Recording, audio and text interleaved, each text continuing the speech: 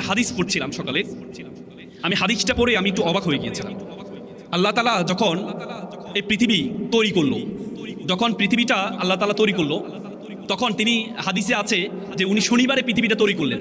পৃথিবীটা তৈরি করার পরে পৃথিবীটার মধ্যে কম্পন শুরু হয়েছে, কাঁপাকাঁপি শুরু হয়েছে, কাঁপাকাঁপি শুরু হয়েছে পৃথিবীটা। যখন পৃথিবীটা কাঁপাকাঁপি শুরু হয়েছে, তখন আল্লাহ তাআলা কাঁপাকাঁপি বন্ধ করার জন্য পাহাড় বসিয়ে দিলেন। প্যারাক শুরু রবিবারে, আপনারা জানেন শনিবারে হচ্ছে পৃথিবী তৈরি করা হয়েছে, রবিবারে পাহাড় পর্বত তৈরি করা হয়েছে, প্যারাক স্বরূপ তৈরি করেছেন।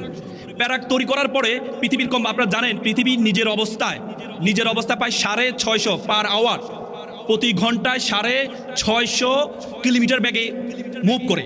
আপনি চিন্তা করতে পারেন পৃথিবীতে আমরা গাড়ি চালাই 100-150, এবং আমি কিছু আগে চায়না গেছিলাম, চায়না যে মেট্রো আছে সেটি হচ্ছে আপনার বুলেট ট্রেন আছে, সেটি চলে 350-400, 650 এত স্পিডে চলে এটি পৃথিবীটা, কিন্তু আমরা বুঝতে পারি না আর কি, আমরা বুঝতে পারি না। এই যে আপনারা এটা বোঝার জন্য আপনারা দেখবেন, আপনারা যখন শিপে উঠেন বা বিমানে উঠেন, বিমান এত স্পিডে চলে 200, 250, 350, আপনার কি মনে হয় আপনি বসে থাকেন না? আমরা স্থিরভাবে বসে থাকি না? আপনি একটা গ্লাসের পানি নিয়ে গ্লাসটা রাখেন, গ্লাসটা কি কম্পন করবে? না, কারণ এটা স্পিডটা বাহিরে, এর ভিতরে স্পিডটা বোঝা যায় না। তেমনি পৃথিবীটা যে এত দ্রুত চলছে, আমরা যে ভিতরে আছি, আমরা সেই বিমানের মতো। বিমান আবিষ্কার যদি না হতো, জাহাজ আবিষ্কার যদি না হতো, আপনারা যারা মেরিন ইঞ্জিনিয়ার আছে তারা জাহাজ অনেক স্পিডে চলে, কিন্তু ভিতরে বোঝা যায় না যে এত স্পিডে চলছে, মনে হচ্ছে যেন জাহাজটা দাঁড়িয়ে আছে, বাইরের দিকে তাকালে মনে হচ্ছে জাহাজটা চলছে। তেমনি পৃথিবীটা এবার কম্পন শুরু হয়েছে। যখন কম্পন শুরু হয়েছে তখন আল্লাহ তাআলা প্যারাক দিয়েছেন, প্যারাক দিয়ে এটা কি করেছেন? স্থির করেছেন। তখন ফেরেশতারা বললো, ফেরেশতা অবাক হয়ে গেল যে একটা পাহাড় দেওয়ার সাথে পৃথিবীটা নড়াচড়া বন্ধ হয়ে গেল। তখন জিজ্ঞেস করলো, হে আল্লাহ, আপনি বলেন তো পাহাড়ের চেয়ে শক্তিশালী কি? পাহাড়ের চেয়ে কি শক্তিশালী কোনো কিছু আছে?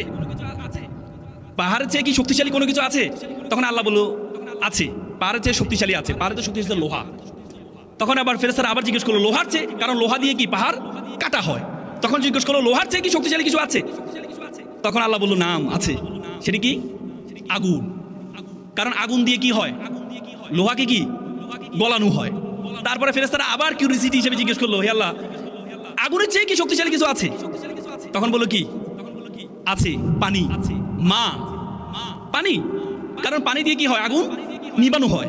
এরপর আবার জিজ্ঞেস করলেন, পানির চেয়ে কি শক্তিশালী কিছু আছে? তখন আল্লাহ বলল, নাম রেহ। রেহ মানে কি? বাতাস। কারণ বাতাস দিয়ে পানিকে যে জলশ্বাস তৈরি হয়, বাতাস।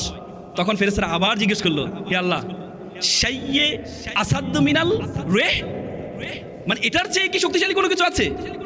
তখন আল্লাহ বলল, নাম ইবনা বনি আদম। আল্লাহ বলল, আছে। তার চেয়ে কি? বনি আদম হচ্ছে সবচেয়ে বেশি শক্তিশালী।